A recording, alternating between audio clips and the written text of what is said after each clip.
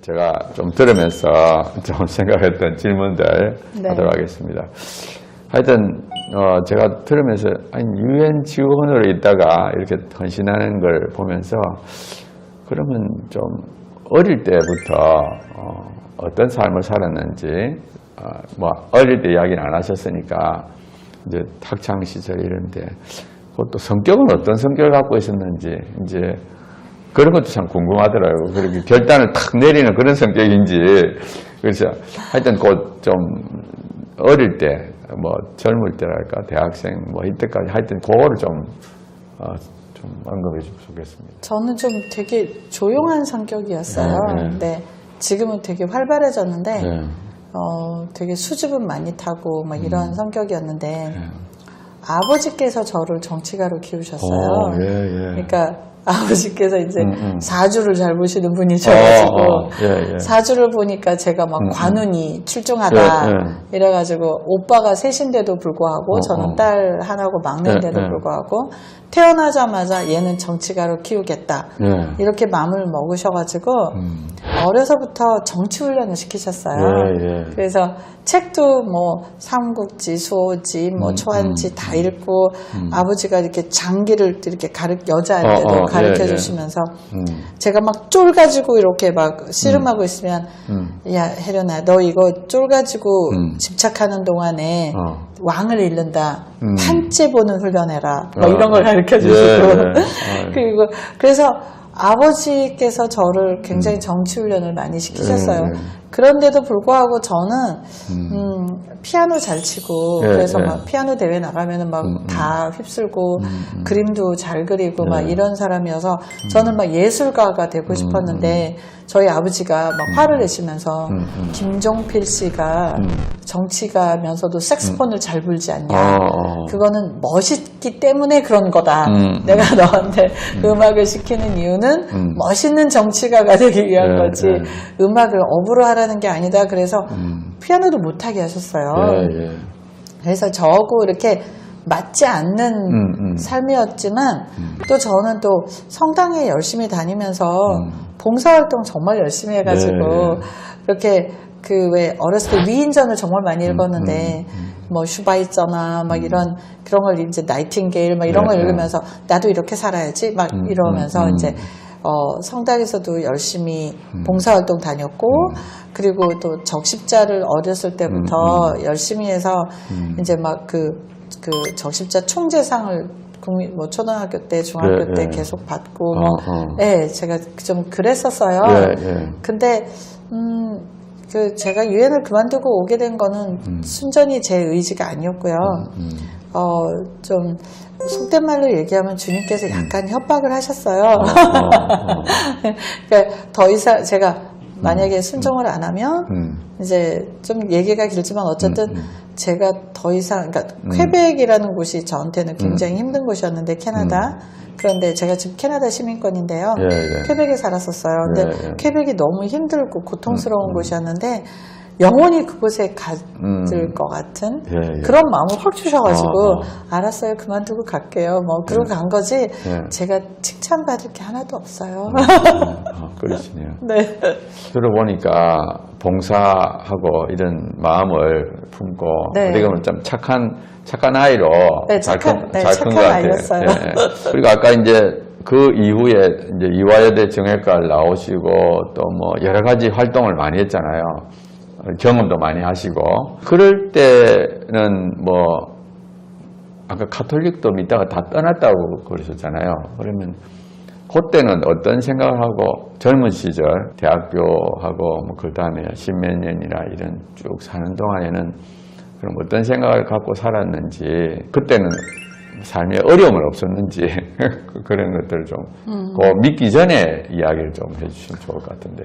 네, 제가 23살부터 이제 이대 정외과 대학원을 다니면서 부터 이제 국회에서 일을 하기 시작했는데 너무너무 일을 잘해가지고 막 불려다니기 시작하면서 예. 이제 정몽준 의원하고 같이 일을 하기도 했고 그래서 통일국민당의 이제 정책 전문위원으로 시작을 했는데 예. 그때가 제 나이 27이었어요. 예. 근데 최초의 여성 전문위원 정치 역사상 예. 예. 그다음에 최연소 이제 제가 그 타이틀을 3개나 가지고 있어요. 그러니까 예.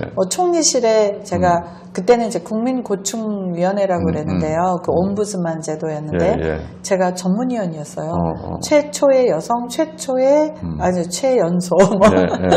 뭐 그다음에 정경련의 자문위원, 최연소, 뭐 이런 거 그냥 몇 개씩 이렇게 예. 하면서 너무너무 잘 나갔어요. 어. 그리고 저희 아버지가 좀 잘 키우신 보람이 있어서 전략적 사고를 하는 그런 사람으로 커서 예. 일을 딱 보면 일을 어디서부터 어떻게 풀어나가야 되는지 너무 잘 알았고 그러니까 예를 들어서 실타래가 딱 엉겨 있으면 사람들은 막 이게 뭐야 어떻게 어디서부터 풀어 막 이러고 황당해하고 있으면 저는 딱 보이는 거예요.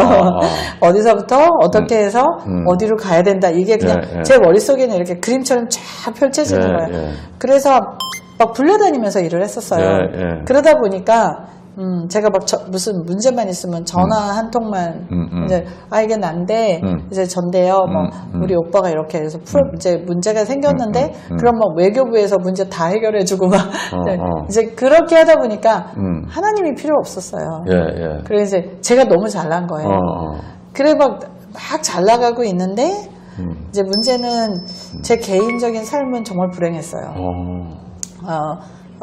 결혼했는데 이제 남편하고 정말 맞지 않았고 그리고 결혼 생활이 너무너무 불행하고 그러다 보니까 이제 더 일을 열심히 하게 되고 밖에서 집에 자꾸 안 들어가고 싶으니까 그래서 이제 더 골이 깊어지고 그래서 결국은 이제 이혼까지 하게 됐고 이제 제가 이혼을 하고 나서 이제 아이들을 못 만나게 되니까 그때서야 제가 저는 막 여성의 권익에 거의 미쳐있는 사람이었는데 그래서 제가 여성경제인협회 다니면서도 여성경제인 지원에 관한 법률에 대해서 만들고 지금 오늘날의 뭐 여성경제인의 날 제정 그것도 제 아이디어였고 뭐 그런 모든 일들을 막 정말 열심히 했는데 어떤 회의가 왔냐면 네 자신 하나도 제대로 챙기지 못하는 주제에 무슨 여성이냐 그래서 한국을 떠나게 된 거죠.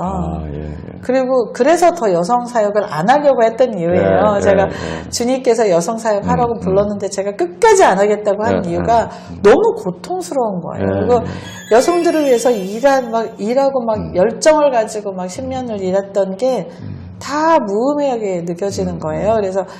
그래서 반항했죠, 주님한테. 그래서 여성사역 안 하겠다고. 네. 그런 고통이 있었습니다. 그리고 나서 이제 유엔 직원이 되기도 했는 거죠. 예, 이제 그랬는데 또 여성 일을 맡기는 거예요. 유엔에서도 여성이라는 겁니까? 못 벗어났었어요. 네. 그러다가 이제 그 IT에 유엔 직원으로 이제 가게 된 거잖아요. 네. 그래서 나는 아까 이제 IT에서 하나님을 만났다. 근데 그럼 어떻게 만났는지 고개가 좀 빠져 있는데 좀 궁금한 것 같아요. 어떻게 하나님 만나셨는지. 이제 유엔 직원이 가서 보니까 IT에 한국분이라고는 선교사님들밖에 안 계시더라고요. 그러니까 자연스럽게 근데 그리고 또 지진이 났으니까 막 각 교단에서 파송한 그런 선교사님들이 계속 와 계셨는데 그분들하고 이제 어울려 다니기 시작하면서 이제 예배 처소가 필요하다 그래서 저희가 이제 교회도 같이 열게 되고 한인 교회도 열게 되고 그리고 이제 그곳에서 계속 예배 드리다 보니까 이제 가까워졌는데 제가 이제 1년 계약이 끝나가지고 이제 맨하탄으로 유엔 본부로 돌아가려고 하는데 세례를 받으라고 그러시는 거예요. 근데 저는 너무 받기 싫은 거예요. 왜냐면 카톨릭에서 이미 뭐 유아 세례 견진 다 받았기 때문에 저 안 하겠다고. 근데 틀리다는 거예요, 자꾸.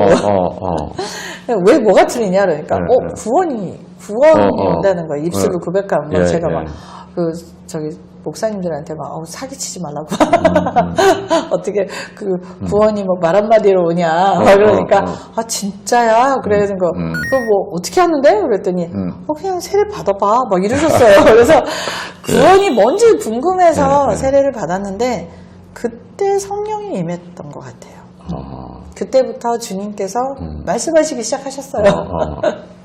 세례 받은 이후부터 예, 막 예. 이 안에 고통이 이렇게 제 안에 있는 고통들이 이렇게 주님께서 이렇게 보여주시고 해결해 주시고 막 그러면서 막 기쁨이 넘쳐서 막 전도하러 다니고 막 좀 이상한 사람으로 바뀌기 시작하더라고요. 이미 예, 유엔에 그 예, 맨하탄에 예. 있을 때부터 막 사람들한테 전도하고 막 그러더라고요, 제가.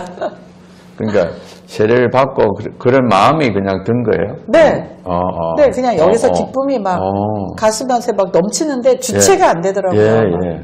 아유, 참 신비롭네요, 그죠? 네, 하나님 저는- 역사라는 게 참 신비로운 것 네, 같아요. 당신 마음이죠. 너무 감사하네요. 네, 어떤 사람에게는 또, 예, 이거 빨리 불러다가 써야 되니까, 예, 예. 그냥 그렇게 초고속으로 그렇게 하신 것 같아요. 그 다음에 이제, 뭐 그렇게 이제 하나님 믿게 된 거는 은혜고, 또 아까 말했던 대로 선교사가 된 것도 약간 협박을 받아서 했다고 그러셨죠. 그러면 저는 아까 들으면서 느낀 게, 그 하나님의 뜻을 분별하는 거 있잖아요. 아, 이게 네. 정말 하나님 뜻인가, 아닌가. 그런 걸 어떻게 좀 분별을 하셨어요? 예를 들어서 그런 거예요. 좀 얘기가 좀 긴데요. 예. 제가 이제 유엔 직원으로 있으면서 잠시 퀘벡에 물건 가지러 갔다가, 예, 예. 갑자기 돌아오는 길에 미국 이민국 직원이 뭐 서류가 잘못됐다 그러면서 돌아가라고 그러는 예, 거예요. 예. 근데 그 다음날 출근을 해야 되니까 다시 이제 버스를 타고 또 넘기려니까 첫 번째 사람이 빨간 딱지를 붙여놓은 거예요. 이 사람 요지 인물이라고. 그러니까 동일한 나 국경을 불법으로 넘으려고 한다. 저는 캐나다 사람인데 말이 안 되죠. 그럼 체포를 하더니 저를 그냥 깜빵에다 집어넣고 열 손가락 지문을 다 찍고 사진 찍고 그러고 나서 추방을 시켰어요, 저를. 그리고 유엔에다가 보고를 했더니 유엔이 난리가 난 거예요. 유엔 역사상 이런 수치스러운 일은 처음이다. 그러니까. 그러면서 이제 유엔에서 막 저를 이제 막 서류를 다 보내고 그랬는데도 미국 정부가 거절을 했어요. 근데 21일을 이렇게 지냈는데 희망 깜빵에서요? 없이 아니 이제 추방했으니까. 아, 추방에서. 예. 그런데 그러다가 이제 참 나 세례 받았지 교회 가야지 이제 교회를 갔는데 그 교회에서 불어로 막 설교를 하시는데 순종에 관한 얘기를 하시는 거예요. 예, 예. 예수께서 그 하셨던 그 순종, 십자가의 순종 그걸 얘기를 하시면서 그 목사님께서 주님께서 부르시면 모든 것을 버리고 네 십자가를 지고 따르라. 그런데 제가 그 얘기를 딱 들으면서 뭐야 나한테 하는 얘기야? 이랬어요. 왜냐하면 제가 세례받은 날 네. 어떤 분이 저한테 기도해 줄까? 막 이랬거든요. 네. 뭐 하세요? 막 이랬는데 그분이 저한테 기도해 주셔서 뭐라고 하냐면 유엔 직원은 그냥 주님이 너를 꼬셔가지고 IT를 오게 하려고 하는 거였지. 주님은 네가 선교사가 되기를 원한다. 그러면서 과부와 고아를 돌보라고 하신다. 그래서 제가 속으로 기독교에도 무슨 점쟁이가 있나? 막 이랬거든요, 제가. 그랬는데 그날 그 목사님 설교를 들으면서 나 부르시는 거야? 막 이랬어요.